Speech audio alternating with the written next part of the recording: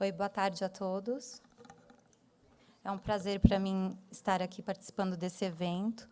Gostaria de agradecer ao Mauro e à AMEC por ter me convidado para participar. Gostaria de saudar os demais debatedores aqui na figura do excelentíssimo ministro Cueva. E vamos começar aqui a apresentação.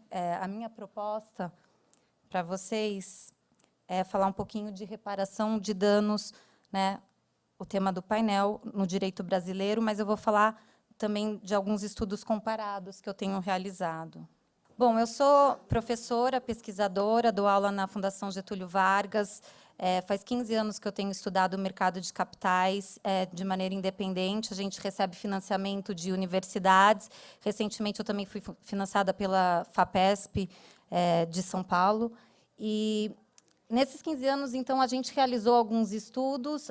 Atualmente, eu tenho realizado um período de sabático para avançar as pesquisas no direito comparado, lá nos Estados Unidos. E, então, nós vamos discutir esses resultados com vocês. O pressuposto para o nosso trabalho é o seguinte: a gente acredita, né, na possibilidade de desenvolver o mercado de capitais brasileiro. Então, como eu coloquei ali, a gente quer ter um mercado desenvolvido, a gente quer ter um mercado eficiente, que forneça financiamento às empresas e dê também retorno aos investidores. Então, essa é a premissa do trabalho. Ele acompanha uma série de literatura realizada, publicada por economistas e advogados na academia internacional, que demonstra que é possível se ter esse desenvolvimento, desde que a gente tenha algumas regras do jogo, né? As regras que disciplinam o mercado e falam sobre a responsabilização dos agentes. Então, se tudo funciona no mercado, está tudo bem, está tudo maravilhoso, né? Agora, se existe algum ilícito, aí está na hora de irmos atrás dos culpados e reparar os danos sofridos para os investidores. Por quê? Porque se a gente não repara os danos dos investidores, os investidores vão simplesmente se afugentar do mercado, eles vão descontar os valores, os preços pelos quais eles pagam os valores imobiliários, e, com isso, né, o mercado vai sofrer, as companhias não vão poder se capitalizar, o mercado diminui, o mercado encolhe. Tá? Então, esse é o pressuposto sumário. Eu vou falar de alguns casos específicos. Eu sei que a Helene vai tratar de muitos outros, eu vou focar aqui só de 2. Vou falar das regras do nosso direito brasileiro, na parte societária, a parte também na esfera legislativa e na esfera administrativa. E vou falar do cumprimento ou do enforcement, né, dessas regras, o sistema judicial, e aí um comparativo entre o Brasil e os Estados Unidos, e vou falar também um pouquinho da arbitragem como solução de disputas no mercado de capitais brasileiro. Tá? Eu começo aqui citando os casos das 2 companhias, até então, as 2 únicas que tinham já sido processadas nos Estados Unidos, as companhias abertas do nosso mercado aqui brasileiro. A Aracruz Celulose S.A., que estava listada no nível 3 da New York Stock Exchange. Bom, vamos lá. Nível 1, na Bolsa de Valores Imobiliários aqui na Bovespa. Tá? A Sadia, nível 1 na BMF Bovespa e nível 2 de ADRs no programa da Bolsa de Nova York. Todos se lembram, eu acho que o grande problema pelos quais passaram essas companhias, a Sadia e a Aracruz, durante a crise financeira de 2008. Então, basicamente, teve um problema ali que elas tinham alegado nas suas demonstrações financeiras, nos seus materiais de informações aos investidores, que estavam realizando política conservadora de investimento e hedge no mercado de câmbio. Tá? Quando aconteceu a crise de 2008, ali por volta de agosto, setembro de 2008, com o colapso dos grandes bancos americanos, essas empresas perderam, respectivamente, 2,5 bilhões de reais e 2,1 bilhões de dólares de prejuízos nos tais contratos Sell Target Forward, quando o real despencou em relação ao dólar. Bom, foram casos muito debatidos na época, no mercado. Então, toda a questão aqui era uma questão que envolvia o disclosure, né? Se você efetivamente faz hedge, intuitivamente a gente sabe que o hedge é para restringir possibilidade de risco. Então, como é que você pode perder 2 bilhões de dólares do dia para a noite, né, na bolsa, no mercado de derivativos? Tá? Então, na realidade, o que as evidências do caso mostrava claramente obviamente, que existiram processos e tudo, mas tinha evidências de que estavam realizando práticas especulativas, né, no mercado de câmbio, e não apenas hedge financeiro, como tinha sido alegado. Então, isso suscitou as ações coletivas nos Estados Unidos, as tais class actions, tá, que elas são ingressadas contra as companhias e alguns administradores, aí, alguns diretores e alguns conselheiros de administração. Tá? As ações americanas elas focaram na regulação de valores mobiliários, a Securities Regulation, tá? Especialmente na seção 10 e 20A, que fala sobre controladores, e eu vou passar aqui rapidinho, né, a questão da regra 10b5, que trata da fraude ao mercado, doutrina da fraude ao mercado. Tá? Então, o que essa regra basicamente nos diz? Ela nos diz que deve ser ilegal para qualquer pessoa empregar, direta ou diretamente, um esquema, um instrumento para fraudar os investidores. E aí, na parte que está negritado, ela diz que fazer afirmações inverídicas de fatos relevantes ou emitir a divulgação de fatos relevantes necessários para precificar os valores mobiliários. Então, isso consiste em fraude.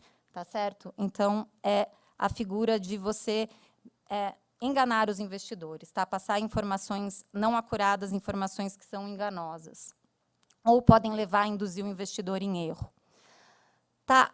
Uma discussão bastante importante sobre esses dois casos, e eu tive acesso...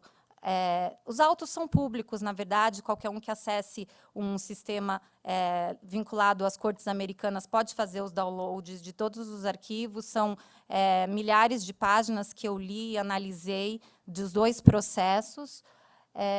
Então, a gente teve um enforcement privado. O que significa isso? As ações elas são interpostas por advogados. Tá? Então, fazer cumprir as regras, isso que a gente entende por enforcement, é privado.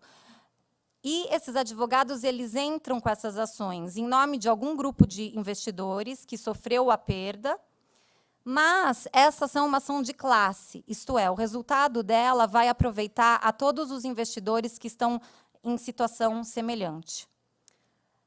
O resultado do litígio aproveita a todos. Então, por isso é que essas ações de classe, elas possibilitam a reparação do dano patrimonial do agregado dos investidores, tá certo? Sem que eles tenham que agir. Isso que é o mais importante. Você pode nem estar sabendo. Você está de férias viajando, a companhia sofreu, né, você perdeu bastante dinheiro, não tomando nem conhecimento. Se os advogados entrarem com a ação, você pode ser beneficiado.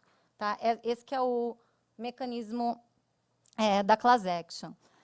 Então, analisamos aqui as class actions da companhia Sadia S.A. e Aracruz Celulose S.A. Elas foram impetradas, a Sadia, no caso, por advogados em benefício de um grupo que foi denominado Sadia Investor Group, foram alguns investidores, em 2008, em Nova York. Os réus estão ali listados, envolviam os presidentes, o presidente, o diretor financeiro, o conselheiro, presidente do conselho, desculpa, da companhia, tá? E, no caso da Sadia, ela resultou num acordo de conciliação de 27 milhões de dólares. Tá? O que é importante pontuar aqui é o seguinte, ali aquele custo que eu deixei em negrito são os custos do litígio. Até aquele momento, antes do acordo, os advogados financiaram inteiramente o litígio a partir de seus próprios bolsos, tá certo? Os advogados pagam o litígio para financiar esse litígio. É claro que ele faz isso porque ele tem incentivos, que se ele conseguir ter um caso bem sucedido, bem arguido, ele vai se beneficiar, ao final do processo, com uma proporção do valor de indenização que vai ser pago para a classe. Sem incentivo econômico, não funcionaria, né? Ninguém iria trabalhar de graça. Mas, na realidade, a engenhosidade do sistema é tão interessante que havendo esse incentivo, a gente consegue esse bem público de indenizar, né, os investidores que não teriam iniciativa ou montante de investimento significativo para poder ingressar com um processo por si próprio. E também existe um efeito aqui de restringir, ou vamos dizer, a punição, né, tanto da companhia indiretamente por estar pagando, por estar sendo exposta na mídia, os administradores também estão submetidos ao escrutínio do público, estão sendo alvos de um processo, seus nomes estão sendo divulgados na imprensa. Então, isso, o que a literatura americana coloca muito bem, a literatura acadêmica, é que isso possibilita um efeito de shaming, né, que é o efeito de vergonha. A companhia e o executivo, eles vão pensar 2 vezes, 3 vezes, 4 vezes, 5 vezes antes de cometer qualquer coisa que seja ilícito, porque o risco de um processo desse é grande. E se aconteceu errado, os advogados vão vir atrás. Então, os advogados funcionam nesse sistema como uma frase que também foi sacramentada no direito americano, que é os tais dos gatekeepers, tá? Que são os cães de guarda do próprio sistema do mercado de capitais. O fundo líquido a ser distribuído ali foi 18 milhões, ali eu já deduzidos todos os custos. Vocês podem me falar, olha, não foi realmente um valor expressivo, dado o montante que as companhias perderam. Realmente não foi, e eu concordo, e agora eu vou explicar brevemente o que explica aquele valor não tem sido tão expressivo quando a gente compara com o universo das class actions americanas. O caso da Sadia foi o primeiro caso de companhia brasileira a ser processada nos Estados Unidos. Obviamente, os advogados não estavam acostumados a processar uma companhia brasileira, eles encontraram diversas dificuldades no caminho.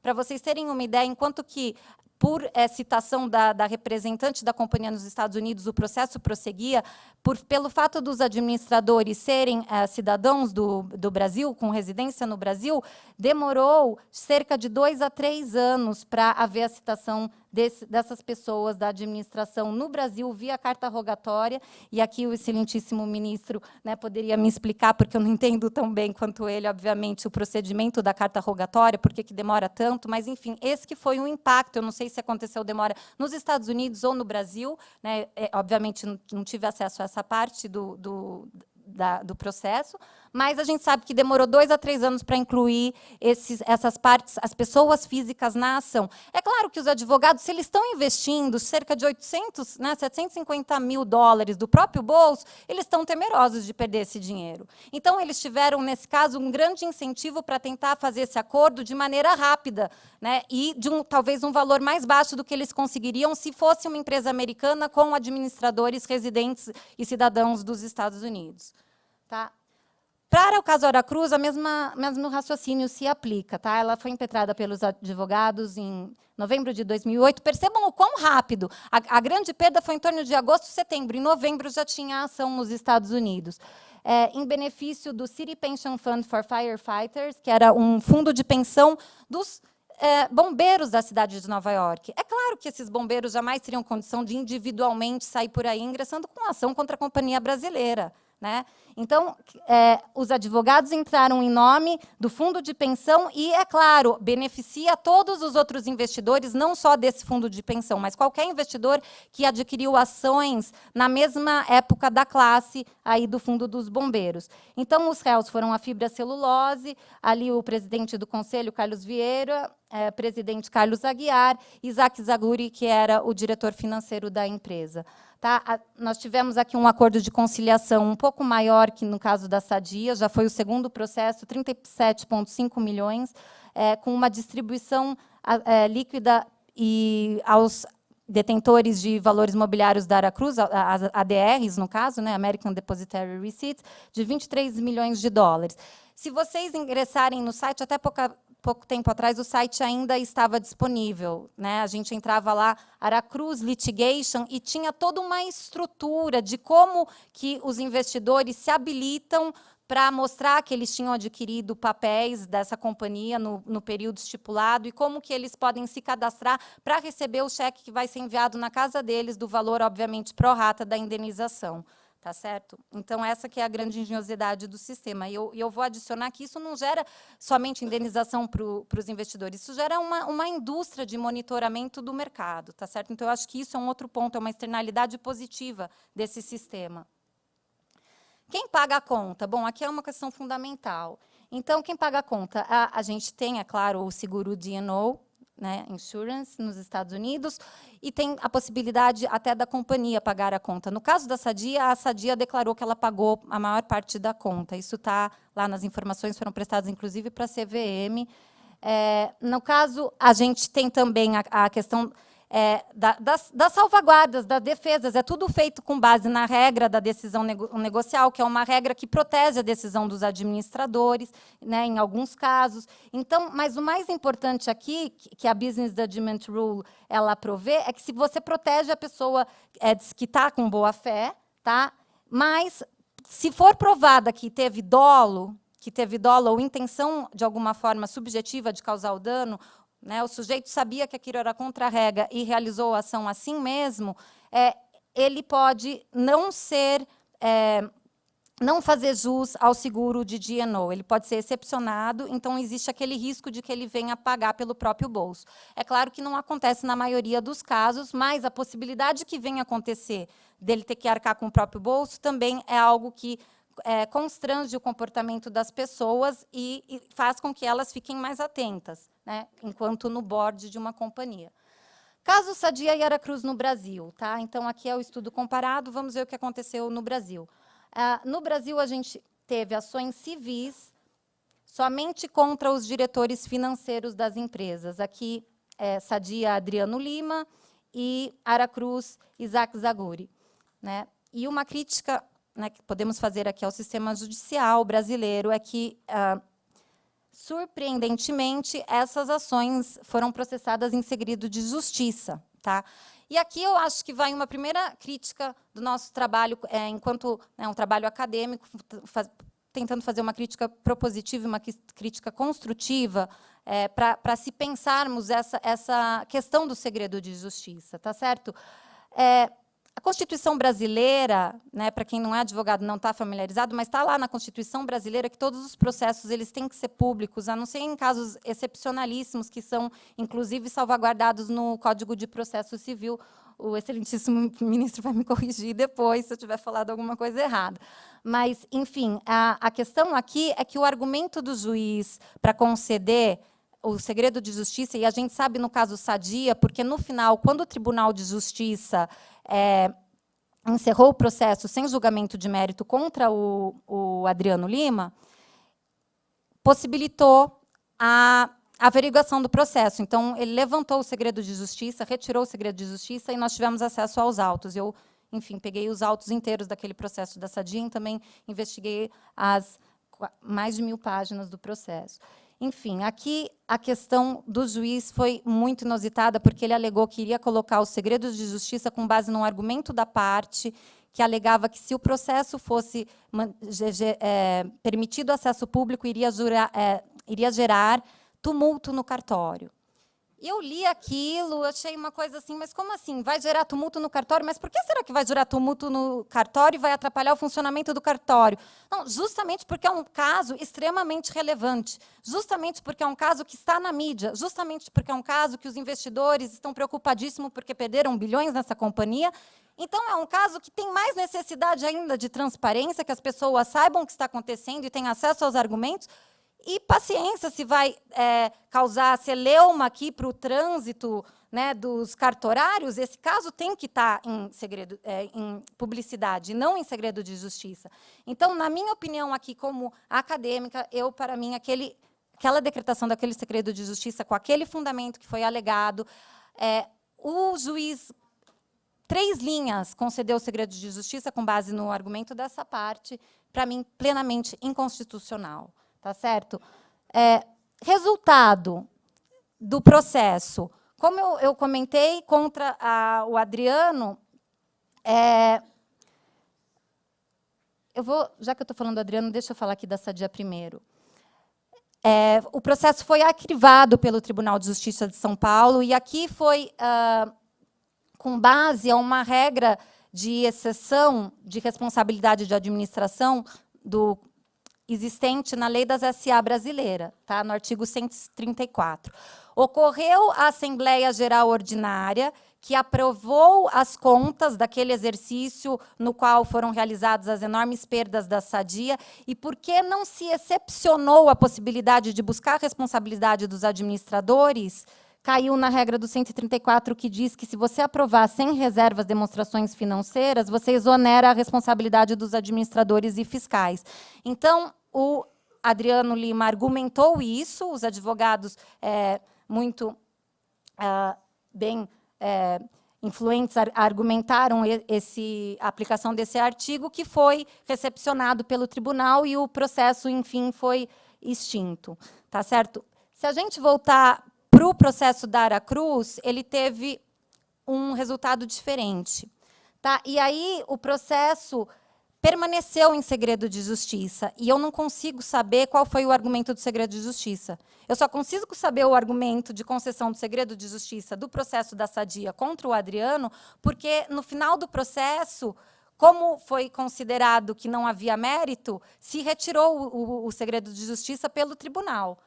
Eu não consigo ter acesso ao processo da Aracruz até hoje, porque foi mantido em segredo de justiça no Rio de Janeiro, mas eu tenho uma opinião aqui, é pessoal, é com base em achômetro, não está provada cientificamente, mas eu creio que o argumento tenha sido de alguma coisa de ordem semelhante, porque não vejo outro argumento para manter o segredo de justiça num caso de uma companhia aberta que faz captação pública da poupança popular no mercado de capitais brasileiros, e por que se manter isso em segredo. Tá certo? Aracruz, o que é interessante nesses dois casos, tanto Sadia quanto Aracruz, é que o quórum das assembleias gerais que decidiram pelo processo, né, dos diretores financeiros foi altíssimo.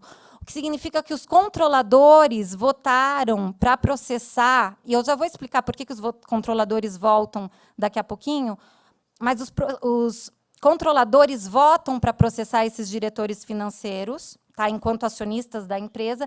E, obviamente, aqui a gente questiona, será que os controladores também não sabiam de nada daquela política de investimento de hedge? Ou será que os controladores apenas elegeram os diretores financeiros, né, como um bode expiatório? Né? O fato é que somente os diretores financeiros foram processados no Brasil, enquanto nos Estados Unidos todos os outros administradores, como eu mostrei ali, presidente do conselho, presidente da companhia, que poderiam ser cargos até ocupados pelos membros da família controladora, também estavam sendo processados. Tá? O acordo que foi realizado aqui no processo cível da Aracruz, que correu, né, contra o Zaguri, no Rio de Janeiro, foi de 1,5 milhões de reais. Tá? Como é que eu sei dessa informação? Eu só sei dessa informação porque a CVM declara, num voto depois, no processo administrativo, que ela está se baseando em fazer o acordo com a Aracruz no valor do negócio realizado, do acordo realizado na instância judicial do Rio de Janeiro, que foi 1,5 milhões de reais. Tá certo? Então, é por isso que eu tenho acesso a essa informação, a própria CVM divulga. Qual que é o final da história para o investidor brasileiro? O investidor brasileiro da Sadia não recuperou absolutamente nada. Investidor brasileiro da Aracruz, a companhia recebeu esses 1,5 milhões que foram pagos pelo Zaguri, mas ficou na companhia, não teve redistribuição ao investidor brasileiro. Então, isso mostra para nós que o resultado de um processo cível da ação coletiva nos Estados Unidos e outro aqui de ressarcimento no Brasil foi completamente diferente. É claro que a natureza dos processos são diferentes, mas eu já vou entrar isso daqui a pouquinho para explicar um pouco mais no detalhe. Tá? Já cobri aqui a Sadia. Vamos dar uma olhada no que aconteceu na esfera administrativa. Na esfera administrativa, a Securities Exchange Commission não tomou ação contra essas companhias nos Estados Unidos, tá? Então não houve nenhuma manifestação. Claramente a SEC ela adota essa postura de fazer uma investigação que, de certa forma, seletiva nos casos. Naquela época, 2008, eles estavam muito mais preocupados em investigar os problemas advindos da fraude e do colapso das instituições financeiras americanas. Né? Era uma época em que a SEC estava atolada de trabalho para investigar os grandes bancos americanos. Não dava realmente, por até uma questão de pessoal, para elas focarem no problema de uma companhia, de duas companhias brasileiras naquele momento. Então, a gente tem que ter em mente essa política também que explica, né, o cenário como todo. CVM, o que a CVM fez na esfera administrativa aqui no Brasil? Com relação à Sadia, ela iniciou processos administrativos contra diretores e conselheiros, tá? E com relação à Aracruz também. Então, nós tivemos processos administrativos contra as companhias. Ali eu listei o nome dos conselheiros da companhia Sadia, que foram multados com valores de R$200 mil cada um. Depois, os conselheiros que estavam e também membros, que eram membros do Comitê Financeiro e Fiscal, receberam multas em dobro, né, R$400 mil cada. E o ex-diretor financeiro Ferreira foi proibido de desempenhar a função gerencial em companhia aberta por 3 anos. Eu acho que aqui existe um mérito, é claro, da ação da CVM. Eu acho que aplicar multas que aparentemente a gente não sabe aqui se a questão do seguro cobriu, quem foi que pagou do bolso, não está publicamente divulgado. Tá? Isso eu acho que é uma coisa que nós precisamos desenvolver, tá? Esse mecanismo de nós sabermos quem é que está pagando a conta final, porque isso é total relevante para o desenvolvimento do mercado de capitais. Foi o seguro ou foi a pessoa? Tá? Mas aqui, é claro que até que é um valor relativamente significativo que pode-se alegar que ele funciona como uma punibilidade.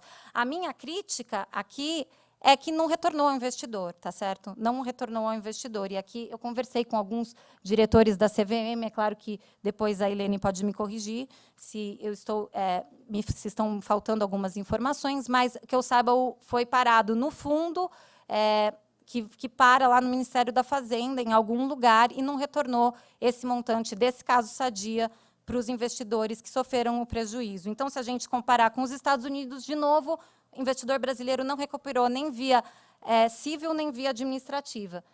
Mesma coisa no caso da Aracruz, tá? Os nomes estão ali listados. Diferentemente do caso da Sadia, em que a CVM fez o processo até o fim e multou, então a gente teve um resultado em que foram considerados os administradores culpados. No caso da Aracruz, foi um acordo, né? Antes, então, da decisão de mérito, vamos dizer, da CVM. Foi um acordo. E aí é outro ponto interessantíssimo, né? Uma das coisas, né, que a gente conversando em entrevistas informais, né, que ouvimos dizer, é que foi escolhido celebrar um acordo, no caso da Aracruz, porque isso viabilizaria uma aplicação de um recurso, tá? Conseguir um recurso das partes envolvidas, que elas desembolsassem R$800 mil para cada pessoa listada no processo administrativo como réu, que não seria possível se o processo tivesse ido até o final e fosse aplicada uma multa. A multa resultaria num valor inferior do que ao acordo.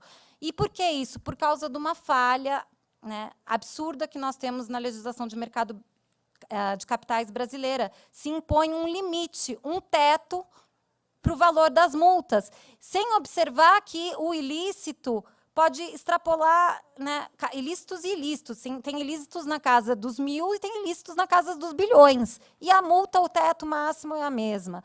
Então, eu acho que isso é um outro ponto que nós precisamos reformar a legislação do mercado de capitais urgentemente, para viabilizar multas que sejam mais proporcionais com o valor que foi perdido do investidor em relação ao ilícito. Tá certo? Então, essa é uma preocupação que transparece na própria conduta da CVM, de estar celebrando esses acordos e não estar indo com o processo até o fim e optar por aplicar a sanção, que é a multa.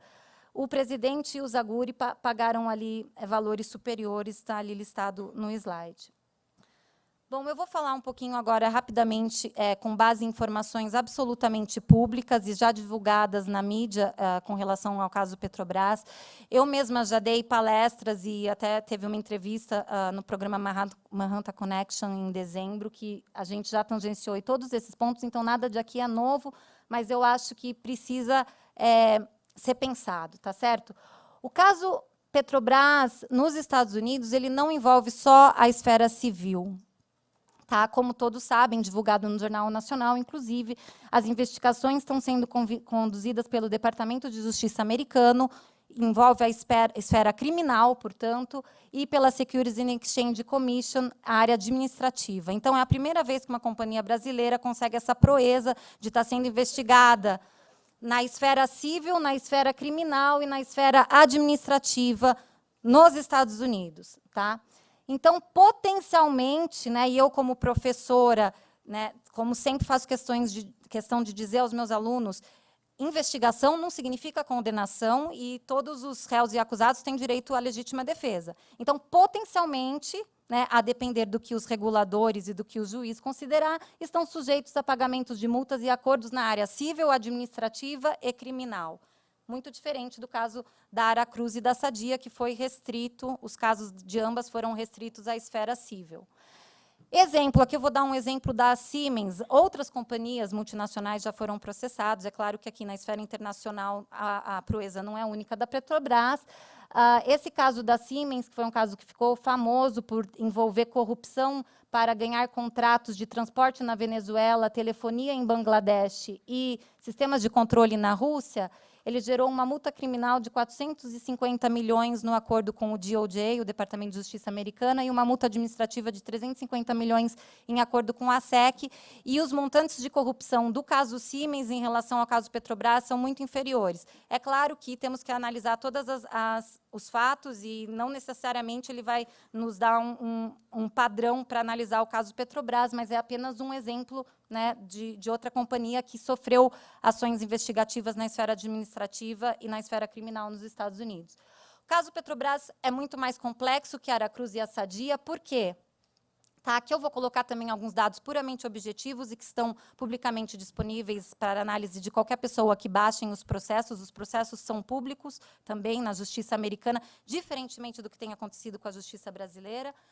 Aracruz e Sadia tinham classe de cerca de 6 meses, tamanho da classe pleiteada para a Petrobras é muito maior, é mais de 5 anos, o que significa que o impacto do caso pode ser potencialmente muito maior, porque vai envolver investidores que compraram títulos da Petrobras, valores imobiliários, ADRs da Petrobras e até bonds da Petrobras, num prazo muito maior do que o prazo de 6 meses da Aracruz e da Sadia, tá certo? E, é claro, muitas vezes as indenizações são todas proporcionais ao tamanho dessa classe de compradores. Também, por que o caso Petrobras é bem mais complexo? Porque os valores dos prejuízos financeiros sofridos pelos investidores da Petrobras são muito maiores do que os sofridos pela Aracruz e pela Sadia. Tá? Então, o valor de mercado da Petrobras, esse dado não está totalmente acurado com base de hoje, mas eu realizei essa apresentação há um tempo atrás, então era dado de janeiro, né, 150 bilhões de dólares, caiu o valor de mercado da companhia para 60 bilhões. E uma grande parte desse valor a gente sabe que é atribuído a práticas ilícitas, não sabemos precisar o quanto, mas a Petrobras mesmo já admitiu que é uma parcela relevante, né, publicamente aí nas demonstrações financeiras. A pergunta que não quer calar, por que a gente está tendo uma ação coletiva contra a Petrobras para a reparação dos danos sofridos pelos investidores que compraram papéis da Petrobras nos Estados Unidos e por que não estamos tendo nenhuma ação coletiva ou nenhuma ação de indenização de grande monta para os investidores brasileiros? Tá? Essa pergunta eu acho que não quer calar. A ação coletiva é possível no Brasil? E aqui, eu estava, inclusive, conversando com a Helene, ela vai complementar a minha apresentação. A gente tem a Lei de Ação Civil Pública Brasileira desde 1989, então, em tese, a gente tem a base jurídica para realizar. Um grande problema dessa lei, a iniciativa é do Ministério Público Federal, ou quando se fala de partes privadas iniciarem esse processo de ação coletiva, é de associações com mais de 1 ano de existência. Restringe muitíssimo, restringe muitíssimo. Isso não está certo, tá certo? A gente tem que pensar em reformar essa lei. O Ministério Público Federal, aqui no caso, está muito mais preocupado em fazer investigação da parte criminal e não da parte civil. Então, na parte civil, o investidor que realmente investiu e perdeu dinheiro na companhia fica a ver navios, né? A ver navios petroleiros, como que me corrigiu o Caio Blinder na época. Então, advogados não podem iniciar processos coletivos no Brasil. Isso são normas de honorários advocatícios da OAB, porque a OAB desestimula que o advogado vai investir do seu próprio bolso no processo. Aqui é outra, né, coisa que a gente só entende na nossa tradição ibérica, né? O porquê, não sei exatamente explicar, mas eu acho que não é eficiente para o mercado esse tipo de norma.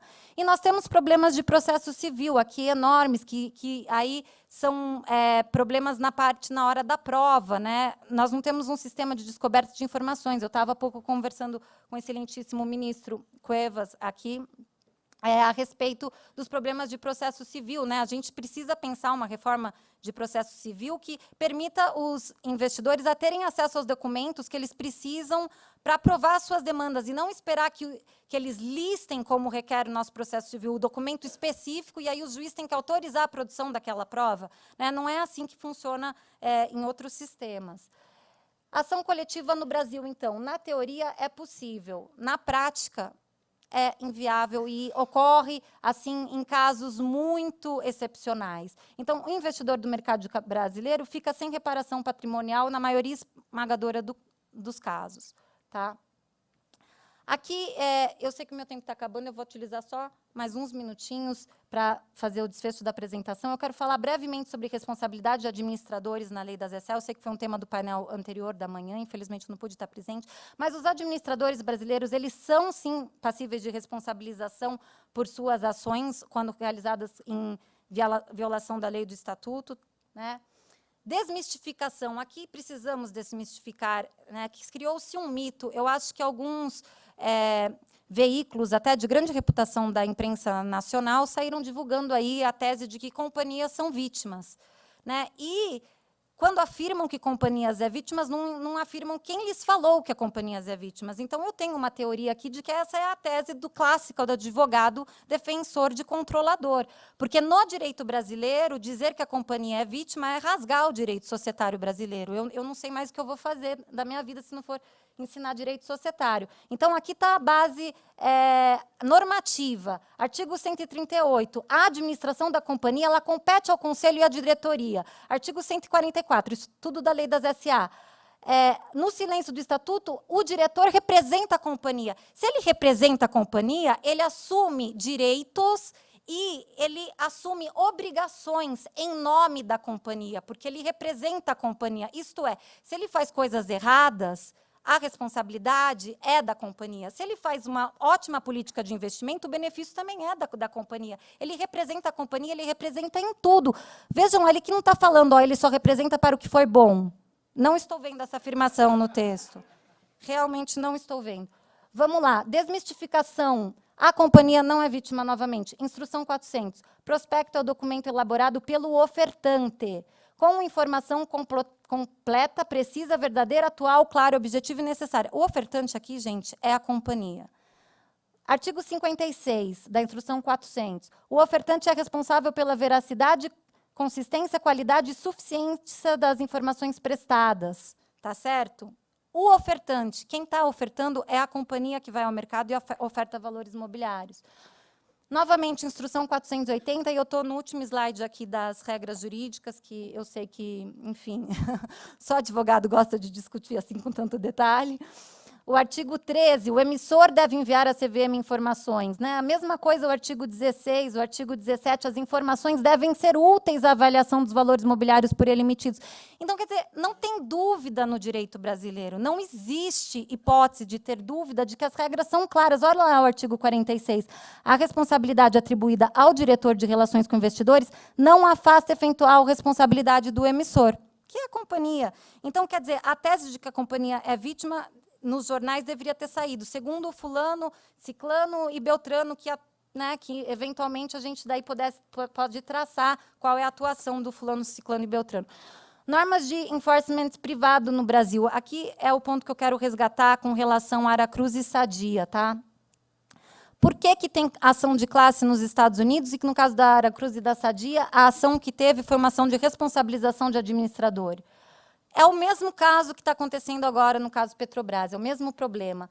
Compete à companhia ali, ó, mediante prévia deliberação da Assembleia, a ação de responsabilidade civil contra o administrador. É anacrônico competir à companhia, porque quem vota nessa Assembleia é o acionista controlador. E aqui a gente tem uma regra de proteção ao minoritário que diz que a Assembleia, se deliberar não promover a ação, tem que ter pelo menos 5% de acionistas minoritários do capital social que votem para tentar responsabilizar um administrador na justiça. Então, você percebe que, para grandes companhias, é praticamente impossível. Nenhum investidor vai ter 5% do capital total da companhia. É por isso que nós não temos ações de responsabilização de administradores no Brasil. Tá certo? Agora, vocês me perguntam, isso acontece em outros sistemas? Não. Na Europa, já faz tempo que caiu essas percentagens. Né? A Europa é um sistema de propriedade concentrada como nós devíamos prestar atenção nessas ações que são chamadas de ações derivativas.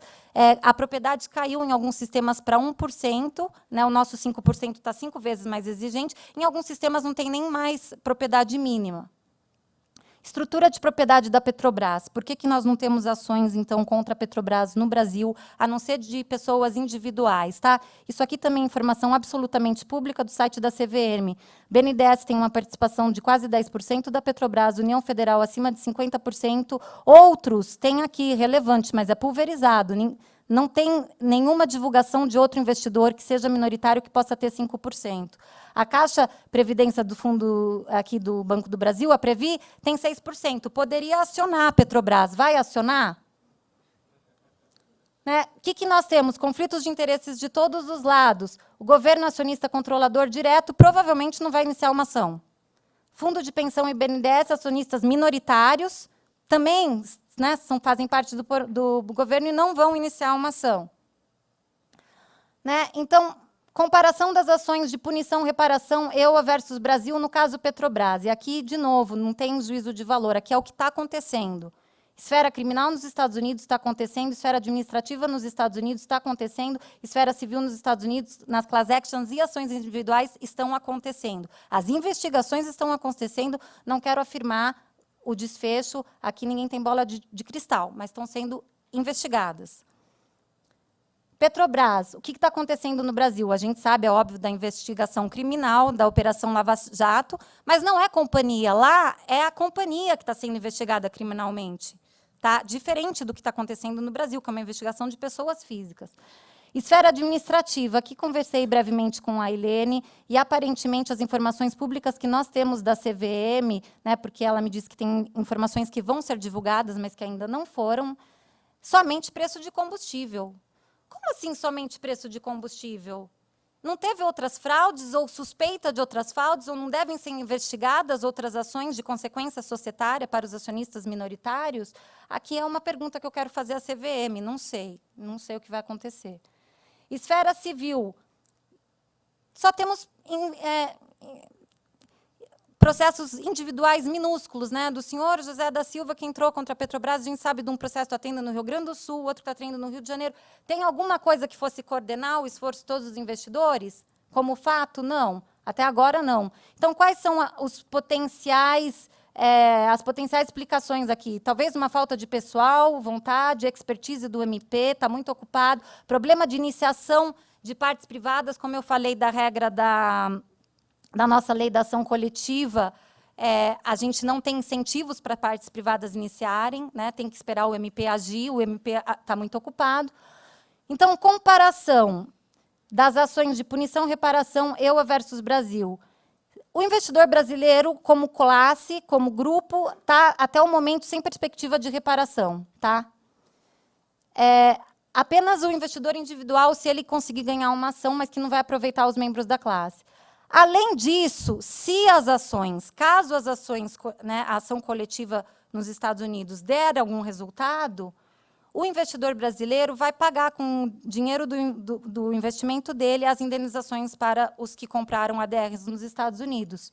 Tá certo? Então, essa que é a ironia. A ironia é que o investidor brasileiro pode sofrer duas vezes. Ele já sofreu quando teve a perda da desvalorização das ações da Petrobras no mercado e, se os americanos forem indenizados, o dinheiro sai da companhia e afeta o investidor brasileiro pela segunda vez. Então, há uma transferência do valor da companhia indiretamente para os investidores americanos. Isso aqui é um artigo que eu publiquei, já foi redigido ano passado, desde janeiro está publicado essa tese aqui na Theoretical Inquiries of Law, explicando esse problema que é o problema denominei da dupla circularidade. Eu quero ocupar 2 minutos agora, eu sei que teve um dos palestrantes não pôde vir, então por isso que eu tomei a liberdade de extrapolar aqui alguns minutinhos do tempo que me era cabido, mas acho que os debatedores também poderão.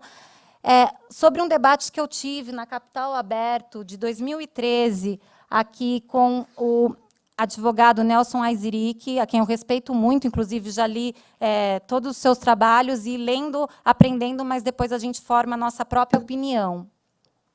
A pergunta que foi colocada pela Capital Aberto foi o seguinte: a arbitragem está sendo apontada agora como um mecanismo de disputa, né? Desde a época do novo mercado, um mecanismo de disputa alternativo para a solução de problemas no mercado de capitais em relação ao judiciário brasileiro, que a gente sabe que tem problemas.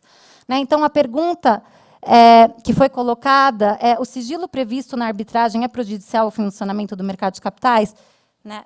E aqui o regimento interno da Bolsa, da Câmara Arbitral da Bolsa, coloca que os processos todos vão correr em sigilo. Tá? O doutor Nelson, aqui colocou aos fatos: a arbitragem preserva a transparência. Eu confesso que eu já li esse artigo inúmeras vezes e eu ainda tenho muita dificuldade de entender como é que um processo que ocorre de modo sigiloso vai facilitar alguma transparência. Então, a minha opinião foi que a publicidade aperfeiçoa a governança e não o sigilo. E eu vou endereçar algumas questões apenas para finalizar e para a gente pensar. A arbitragem como forma de solução de disputas, eu acho que um dos grandes argumentos que se aponta, né, e eu concordo, é claro que a arbitragem é vantajosa, porque a arbitragem é célere, a arbitragem é rápida, muito mais rápida do que um processo na justiça brasileira. Mas aí a gente tem que fazer uma outra pergunta, que eu acho que é a pergunta que ainda não está totalmente exposta e não está totalmente esmiuçada. Qual é o custo dessa celeridade? O custo dessa celeridade é altíssima. A arbitragem ela tem um custo altíssimo, inúmeras vezes mais cara que a justiça comum. Ponto. Factual. Juiz não ganha por hora. Honorários de árbitros são dados por hora. Então, eu acho que aqui é uma questão para a gente pensar, porque se um parecerista vai dar um parecer num processo e ele ganha por hora, ele dá um parecer, né, para um determinado fim. Agora, ele não vai julgar depois, enquanto juiz, esse mesmo processo. Os juízes não advogam, os juízes não dão pareceres, certo, ministro? Então, os honorários dos juízes não são por hora. Eu acho problemático um árbitro que dá parecer para alguma companhia. Eu sei que a BMF Bovespa tem regras para independência e para tentar restringir os conflitos dos árbitros, mas muitas vezes o sujeito deu um parecer beneficiando uma certa companhia 10 anos atrás, e depois ele pode ser tecnicamente, e perante o tempo das regras da Bovespa, ele pode vir a ser árbitro num processo envolvendo aquela mesma companhia. Eu acho isso problemático. Né? Custos são barreiras à entrada em investidores minoritários.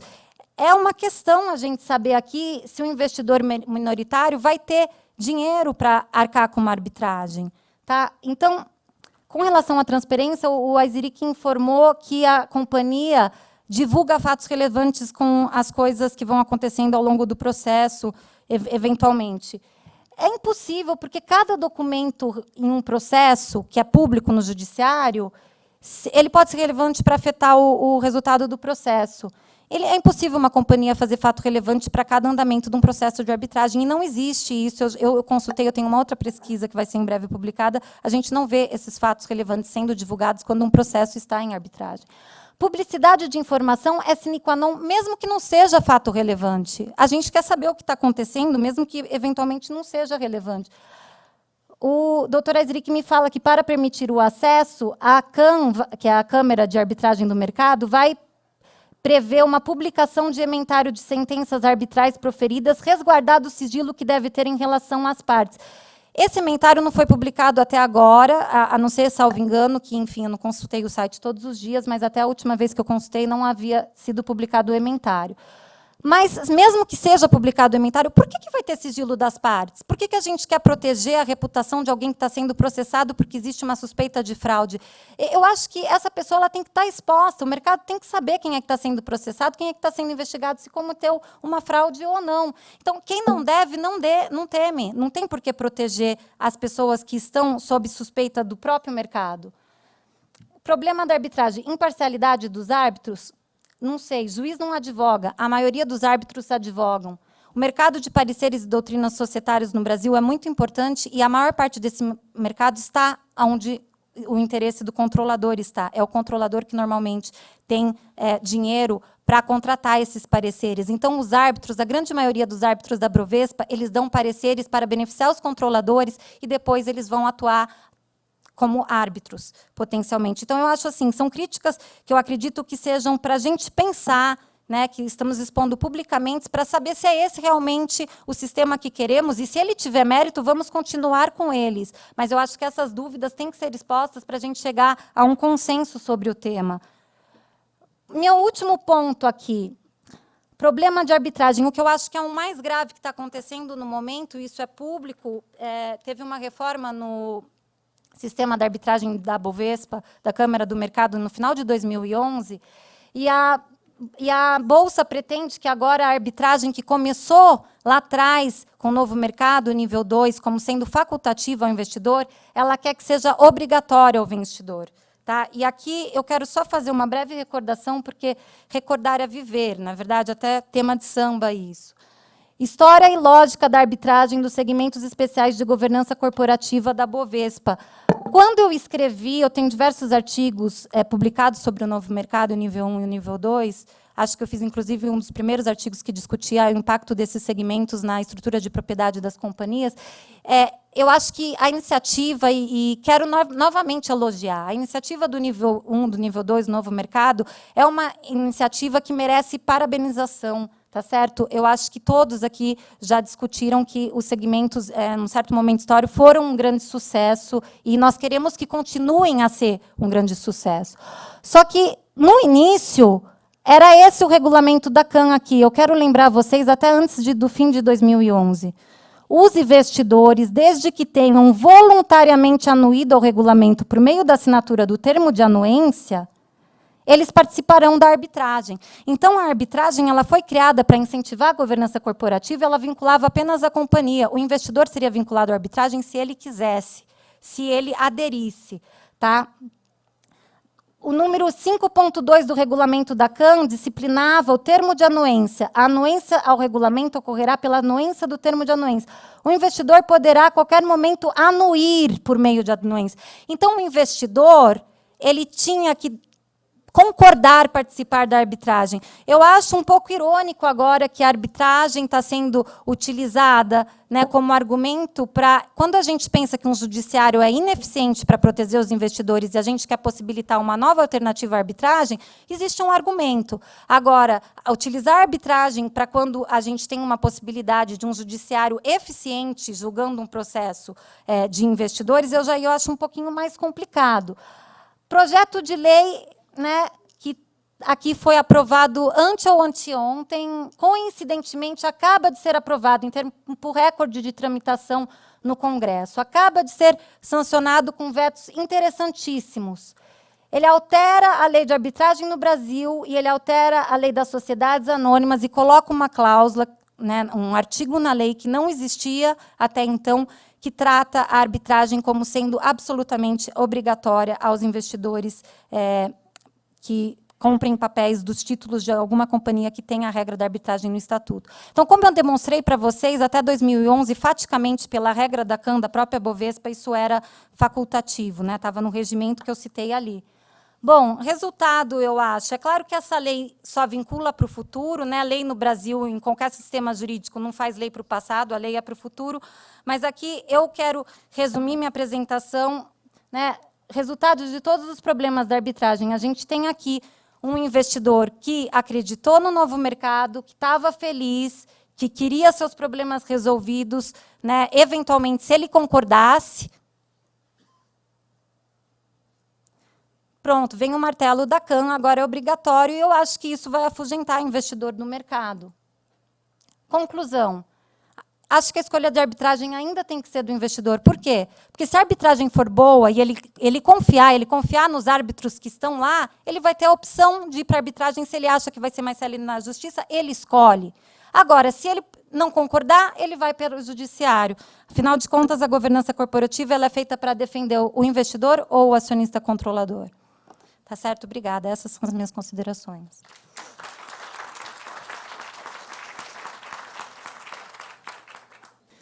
Bom, boa tarde a todos. Primeiramente, muito obrigada ao Mauro Cunha. Conheci o Dr. Mauro Cunha num debate no Instituto dos Advogados de São Paulo, no IASP, e ali tivemos um debate muito producente, acadêmico, na Comissão do Jovem Advogado, que é muito importante. E eu leciono há 26 anos no mercado de capitais, e estou na CVM há 21 anos. Antes de fazer direito, eu fiz contabilidade. Meu mestrado e doutorado é em securitização de recebíveis pela USP. E vocês podem, por favor, anotar as questões. Depois, se não der tempo, eu deixo o e-mail, a gente continua por e-mail, ok? Agradeço aos integrantes da mesa. Para mim é um orgulho, é uma honra estar aqui no Fórum da AMEC 2015, uma ambiência livre, uma ambiência acadêmica. Então, é mais fácil para nós nos pronunciarmos e externarmos nossas opiniões nos ambientes mais voltados para a área acadêmica. É uma honra estar ao lado da professora Erika Gorga, que nós nos encontramos sempre rapidamente naquelas reuniões de almoço da Getúlio Vargas. O ministro Cuevas, já o conhecia há anos do trabalho no conselhinho, a visão dele voltada para a área do direito societário, sempre importante. E o doutor Roberto Teixeira da Costa, nosso primeiro presidente da CVM. Então, muito interessante aqui o nosso painel. Entrando já, eu prometo que eu vou correr, tá? Na verdade, eu sou obrigada a fazer esse disclaimer, porque tudo que eu disser aqui é da minha inteira responsabilidade, ok? Não da CVM nem da AGU, ok? Então, é a minha responsabilidade.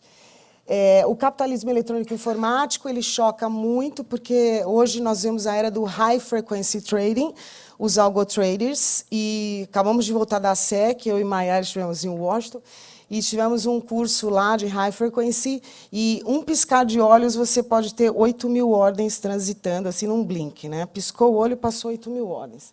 E as piscinas negras estão aí, as dark pools, né, são realidade, então hoje é muito mais difícil você controlar a propriedade acionária do que foi há 10 anos atrás ou há 5 anos atrás, com os robozinhos, né? Hoje não basta know your client, não basta suitability, you have to know your robot. Know your robot too, because your robot is doing something, né? E aqui, então, é difícil governança das empresas hoje, que é o termo mais apropriado, né? Prática de gestão interrelacional, ao meu ver. E está a Heloísa, que me deixa mais aqui concentrada, né, Elo? Falando para o IBGC também.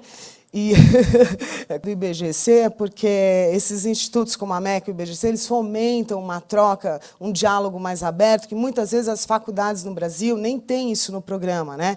Eu leciono na FMU, agora comprada pela Laureate. A Laureate já entrou na FMU e falou, ó, muda tudo, ó, rasga o mercado de capitais, dá tudo que você puder dar aí. Então, já deu um novo enfoque na FMU para pôr o mercado de capitais. Eu fiquei muito feliz.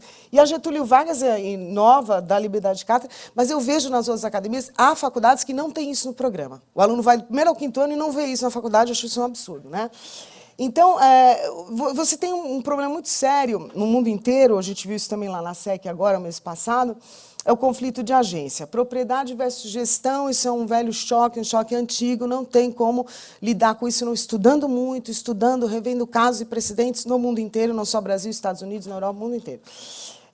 O especialista, eu trago aqui uma brincadeira, Mauro Cunha, se é para você, porque às vezes as pessoas falam, chama a Helene é especialista, ela está 20 anos. Gente, eu sou especialista todo dia. Todo dia cai um caso novo, é tunneling, é board interlocking, é os crimes spoofing, é leering, é hacker, e todo dia eu estou aprendendo, todo dia, então não dá para dizer que eu seja realmente uma especialista, senão uma estudiosa. Aí, olha como fica a cabeça dos alunos da professora Helene, né? Meus alunos ficam assim, né? E nós temos que pensar sobre os problemas que muitos fazem, né? Seguindo a doutrina alemã, a doutrina mais rigorosa no sentido científico doutrinário, né? Então, nós buscamos doutrinadores alienígenas, às vezes, para pensar melhor problemas nossos, né? E, voltando aqui, acho que eu fui errado, aqui, então, desde os anos 70, você tem a mudança da resolução do Conselho Monetário Nacional, quebrou aquela regrinha, votou 3 assembleias, ele é o controlador, ele dominou 3 assembleias, é fácil, aponta o dedo, ele é o controlador. Hoje nós vivemos uma era das SA sem controle, né? Ou absolutamente descontroladas. Algumas controladas por fundos, private equity, hedge funds, entra um, sai outro, step and rights, e o banco nomeia e muda o board, planta alguém ali, alguém fala em Brasília, preciso complementar minha remuneração, eu ganho pouco, vou assumir aquele board para complementar meu dinheiro, né? Como disse a diretora Luciana Dias outro dia na GV. E isso é fato, né? Não dá para esconder, escamotear, porque é uma realidade que nem sempre o board é assumido como ele deveria ser assumido, né? O Conselho de Administração. E nós temos dentro do tema aqui da MEC as ações coletivas, as ações individuais e o processo administrativo. Nós vamos passar aí rapidamente. A tutela coletiva dos interesses transindividuais, na verdade, ela surge no Brasil, como disse a professora Érica, em 1985. A 7347 foi a primeira lei da ação civil pública no Brasil, e ela já previa que as associações poderiam ingressar, as autarquias, enfim. Depois surge a 7.913, que é específica do mercado de capitais, e ela fala, não, só o MP pode entrar no mercado de capitais.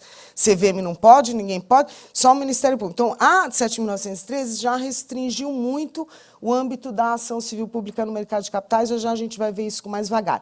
Depois surge a 8.078, esse é um sonho meu, é um sonho da professora Helene, é ver a 8.078 um dia aplicada in totum ao mercado de capitais. Não só o regime da informação, mas a possibilidade, inclusive, de devolução de algum ativo, um ou outro ativo, algum valor mobiliário, como se devolve um carro de luxo quando tem um vício oculto, um vício intrínseco. Ah, eu comprei essa debênture, o gerente me entubou, cheguei em casa ali melhor, agora não quero, então vou devolver. Por mais que isso tenha um custo para o banco, eu posso até pagar. Qual é o custo disso por 2 dias? Eu pago, mas eu não quero mais o ativo. Então, eu entendo que isso ainda vai evoluir, oxalá, daqui a 100 anos a gente possa ver alguma coisa assim. A Class Action for Damages, então, no direito brasileiro, ela surge, na verdade, de fato, com força total, a meu ver, com o Código de Defesa do Consumidor, porque aí sim, aí ele trouxe a terminologia adequada, denominados os direitos individuais homogêneos, e aí o direito, então, passou a enxergar melhor essa tutela coletiva, porque até então, os anos 80 ainda foi meio patinando, não se havia uma experiência, não havia uma casoteca até a incidência do Código de Defesa do Consumidor, e a Promotoria do Consumidor Estadual aqui em São Paulo, doutor Roberto Celis em Lisboa, Marco Antônio Zanelato, com as ações das teles, começaram na privatização da Telebrás, quem tinha um telefone era obrigado a comprar ações, e eles começaram a entrar com as primeiras ações coletivas para devolver dinheiro para os acionistas, isso foi muito importante. A tutela, então, coletiva, o artigo 5º da Lei 7437, combinado com 82 da 8.078, eles conferem, na verdade, a meu ver, um sistema que pode ser aplicado ao mercado de capitais, e é isso que eu venho defendendo. O poder de controle efetivo, eu trago esses slides apenas porque eu acho que, Mauro, me desagrada muito punir pessoa jurídica. Eu também acho que a companhia não é vítima, mas eu acho que a companhia só deve ser punida, Mauro, quando ela se beneficiou com o ilícito, quando a grana, o dinheiro do ilícito caiu no caixa dela e ela realmente foi beneficiada. Tirante esse caso, acho que punir a PJ é punir 2 vezes o acionista, e quando a PJ é a União, quando a União é controladora, é punir a saúde, é punir a educação, é punir todos nós brasileiros. Me agradaria muito mais se fossem punidas aquelas pessoas que votaram, aquelas pessoas que foram eleitas para representar a União. Para isso existe o voto, para isso existe a pessoa física no board. Punir a União, punir o Estado é muito fácil, é muito simples, é tranquilo. Eu quero ver punir quem sentou ali, quem estava representando e quem tomou atitude, né? Aí que ficaria interessante. Em 76, por que criou o CSA? Porque era um mecanismo de self-funding. A gente não tinha. Tinha o Decreto-Lei 2627 aqui. Eu costumo dizer aos aluninhos, Érica, que é o diploma legal mais bem escrito do ordenamento jurídico brasileiro. Eu gosto muito da nossa lei das SAs. Fui lá na Laureate, em Baltimore, peguei o carro para Baltimore, e no debate que eu tive lá, eles elogiaram muito a nossa lei das SAs, né? Então, eu percebo que não é só o brasileiro que admira esse diploma, é um diploma realmente bem escrito. Os DRs cresceram muito. Você tem hoje companhia brasileira com Depositary Receipt no mundo inteiro, o que, obviamente, nos torna muito mais implicados com jurisdições alienígenas, porque it's somebody else's money, e quem coloca dinheiro, se for lesado, vai querer de volta, onde quer que ele esteja, e seja ele patrocinado ou não patrocinado, patrocinado, a meu ver, implica muito mais a companhia emissora, né, do que o não patrocinado, mas em ambos os DRs, e mesmo quando ele é o share, o DS, eu entendo que é cabida, assim, essas ações aonde quer que estejam os titulares desses ativos. O direito a voto, ele é um direito que ele não está entre as cláusulas pétreas do 109 da Lei das SAs, mas na categoria de direitos reservados a certos acionistas, infelizmente. A gente brinca que preferencial é jabuticaba, é Guaraná Antártica, né? Porque a nossa PREF mesmo, como ela é, só aqui do jeito que ela é. Tem aluninho que já compara a PREF com debenture, que é para surfista, é para, né, os high frequency que gostam de surfar nos robozinhos. E porque ela é despida do direito a voto, no novo mercado, todo mundo sabe, não pode nem ter PREF, só a ordem, enfim, mas o direito a voto, ao meu ver, deveria existir para qualquer tipo de ação, e essa dicotomia preferencial e ordinária me desagrada também. O voto ele só pode ser exercido no interesse da companhia, ele é sempre considerado abusivo quando ele causa dano à companhia. Então, o abuso de direito de voto ele tem que ser sempre verificado em qualquer patologia, a meu ver, pelo menos é assim que eu penso. Tem as teorias, e aí vem a tecnicalidade jurídica, né? 1000 teorias, e não só a tecnicalidade no processo civil, viu, ministro, mas a tecnicalidade no direito societário puro, ela é tremenda, e às vezes em filigranas jurídicas se derruba toda uma tese da área técnica da CVM, por causa de um detalhe e uma teoria, né?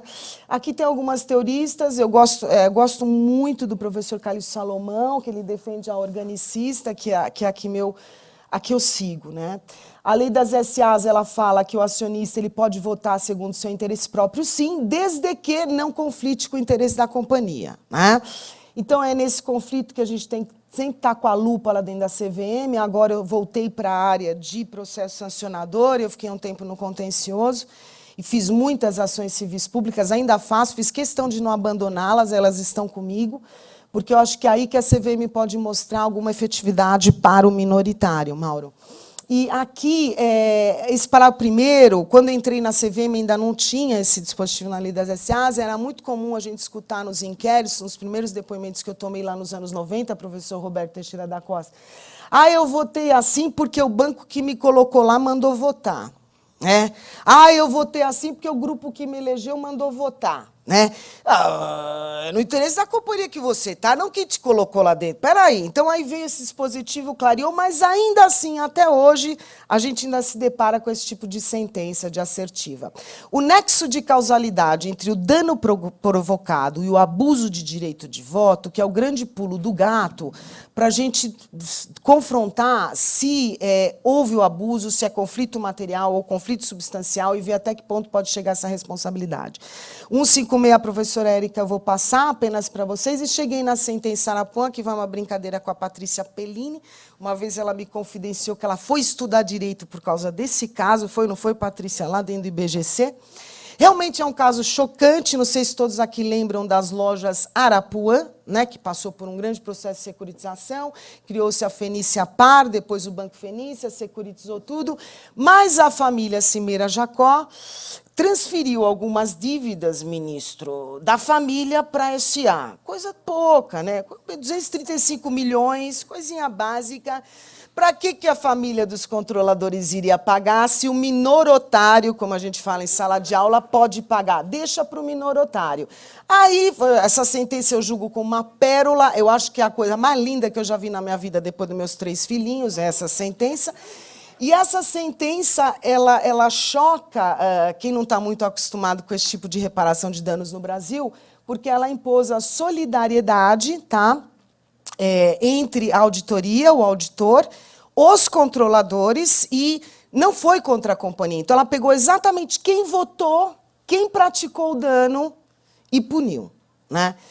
E aí ela vem narrando, depois vocês vão ficar com esse material, propositadamente eu quis deixar com a MEC, vocês vão ter todo esse material, e o valor que está no inquérito administrativo CVM 3100, o juiz acatou em totum, acatou tudo que a área técnica promoveu de tabelas, de Excel e cálculos, e ele conferiu, ele fez uma peritagem judicial até que célere para a peritagem e bateu o valor.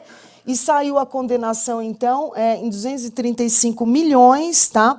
Para ir para o fundo de interesse difuso, mas para rolar os investidores que possam, né, comprovar que sofreram esse dano para posterior reversão para os investidores. Mandou publicar a sentença em jornal de grande circulação, em dar publicidade, porque até então esse processo era segredo de justiça. Agora o juiz levantou e publicou, então essa sentença está online, ela está no site da Justiça Federal de São Paulo. Eu que estou tocando esse processo, foi um suador, o procurador da República, doutor Ricardo Nacarrira, não aguentava mais olhar para a minha cara. Eu me lembro que um dia saí do gabinete dele 1h da manhã para terminar de costurar essa inicial. E deu certo, quer dizer, todo esforço.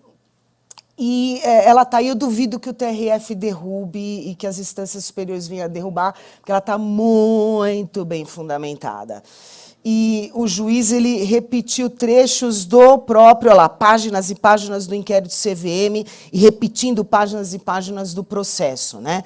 Aí ele vem narrando cada um da família Cimeira Jacó, tudo que eles fizeram, o DRI, o Compliance Officer, e depois a falta de ressalva do auditor independente condena, olha lá, o próprio auditor que assinou o IAN, na época era informativo anual, né? Não se falava formulário de referência naquela época.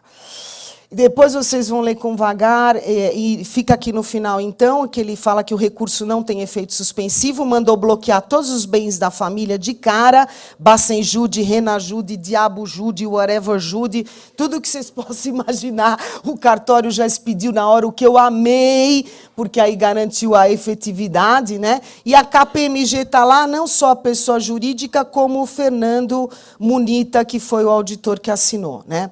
Essa outra ação civil pública da Bombril, a da Bombril está dando um certo trabalho, não sei o que aconteceu ali com aquele juiz, é o mesmo juiz que está com a ação civil pública da LAEP, é o mesmo, está na mesma vara.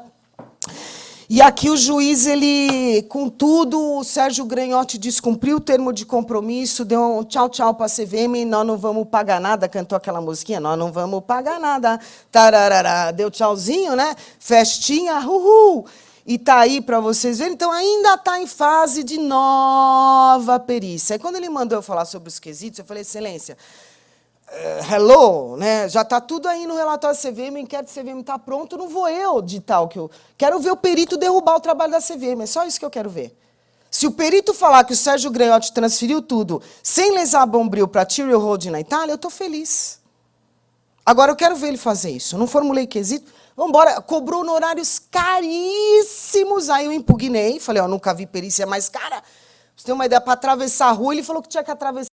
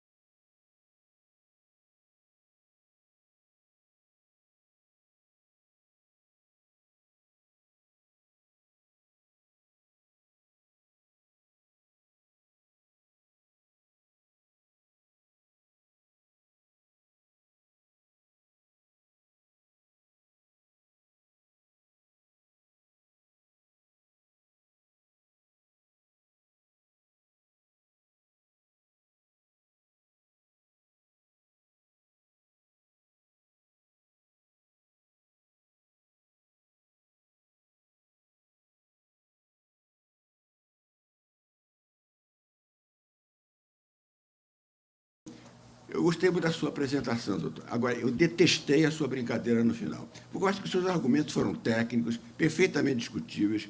Eu sou um homem da transparência.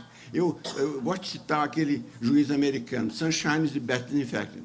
A minha vida toda, doutor, eu lutei pela transparência do mercado de capitais.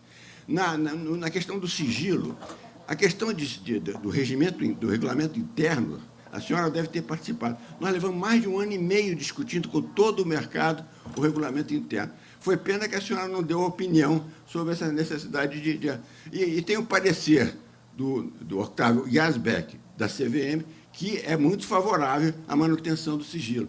Quer dizer, eu, como economista, eu seria pessoalmente favorável ao sigilo. Agora, os argumentos jurídicos, por isso é que, quando eu comecei a julgar na CVM, nos primeiros casos, eu me dei conta como é difícil julgar, né?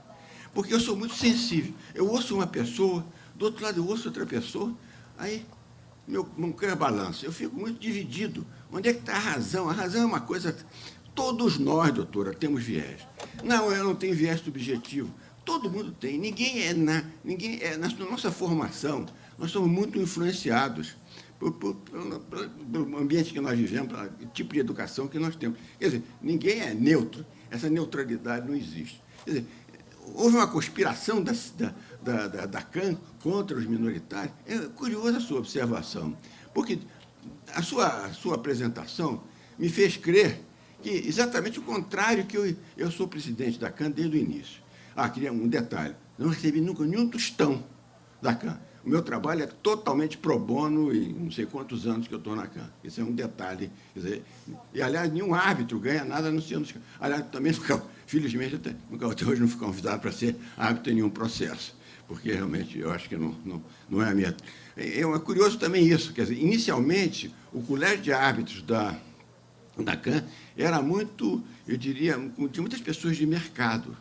E isso, curiosamente, contrário à sua observação, nos obrigou, nos primeiros meses e anos da CAN, a explicar que a CAN não tinha sido criada para proteger exclusivamente os minoritários, que a arbitragem é uma coisa neutra, que pode tanto favorecer majoritário como minoritário. E a senhora deu a entender, em determinado momento, que nós estamos ali pactuado com os controladores. Isso eu achei uma injustiça flagrante contra o trabalho que nós estamos fazendo. Portanto, esses anos todos, doutora, nós temos feito um grande esforço, e eu, como economista, fico dizendo o seguinte, olha, e os números foram citados, que 100 milhões de casos na justiça. Quer dizer, por mais imperfeito que seja o processo, e, aliás, eu cobro muito a doutora Andressa, que realmente é a velocidade, porque uma vantagem comparativa que nós temos que ter é a velocidade. Bom, em janeiro, o primeiro procedimento de arbitral. No mesmo ano, nós tivemos mais 3. A reforma do regulamento da arbitragem foi concluída em 2011. A partir daí, tivemos 7 procedimentos, 16 procedimentos, 7 procedimentos em 2013, 16 procedimentos em 2014 e, esse ano, 4 procedimentos. Agora, uma curiosidade. Dos 54 procedimentos da CAN, 14 com sentenças proferidas e 13 encerrados sem sentença, atualmente o inventário está sendo preparado para, atendendo essa necessidade de divulgar. O valor dos procedimentos, 66 milhões em média, e agora, os principais temas, surpreendentemente, 31 direitos societários, somente 10 diferentes, a cláusula compromissória, 14 contratos empresário geral e somente 9 procedimentos em bolsa. Quer dizer, a CAN está agindo muito mais na área, não dos assuntos ligados aos acionistas minoritários e muito mais ligado ao geral. E, olha, tem sido uma luta minha com a administração da Bolsa, que nós devíamos fazer um pouco mais de divulgação da CAN. A CAN é pouco divulgada, porque nós temos todas as vantagens de pertencer à BMF-Bovespa, mas todas as desvantagens de que isso não é um business. Diferente da Câmara que conhece o Brasil-Canadá, que aquilo é realmente um business para ele, é um negócio. Bom, um outro número que eu gostaria de citar aqui, realmente, a senhora mencionou que a questão da obrigação. Mas a obrigação, nós precisamos ver o seguinte, nós temos hoje, no novo mercado, 132 companhias que são obrigatórias. São 20 no nível 2 e 30 no nível 1. Portanto, no nível 1, 2 e novo mercado, são 182 companhias. 8 no Bovespa+, Bovespa mais nível 2.0, e no tradicional 252 empresas, onde não é obrigatório. Quer dizer, ninguém está obrigado a entrar na CAN. Entra quem vê. Agora, por que a CAN foi criada? Eu não participei da formação da CAN. Agora, o entendimento daqueles que participaram na legislação foi o seguinte, escuta, à época se discutia muito se podia legislativamente terminar com as ações preferenciais, que nós entendemos que no Brasil era uma coisa muito nefasta ao desenvolvimento do mercado.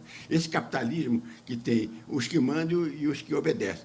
Quando eu comecei a trabalhar, doutora, nós vendíamos na Deltec ações preferenciais com dividendo cumulativo.